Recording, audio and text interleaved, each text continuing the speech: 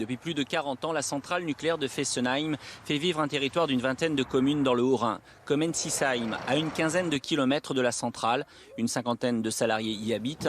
Ce sont 50 familles qui risquent de déménager d'ici quelques mois. Un départ synonyme d'impact économique et social pour le maire de cette commune alsacienne. C'est un énorme gâchis. Nous avions tout un lotissement avec des employés de la centrale qui y habitaient. Toutes ces maisons vont être vendues par EDF. Donc ce ne seront plus ces hauts pouvoirs d'achat qui seront habitants d'Ensisheim.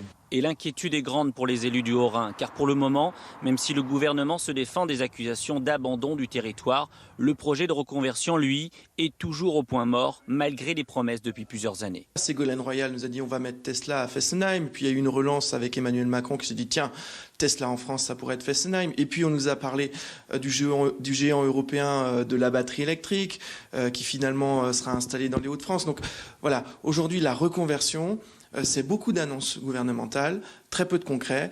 Du concret, c'est ce qu'attendent les élus des communes autour de la centrale nucléaire de Fessenheim. Un projet d'une usine de biocombustible à partir du bois a été annoncé il y a quelques jours. Une installation avec à la clé entre 300 et 700 emplois. Les élus veulent y croire, mais en pleine crise économique, ils ont peur que ce projet ne soit encore qu'un simple effet d'annonce.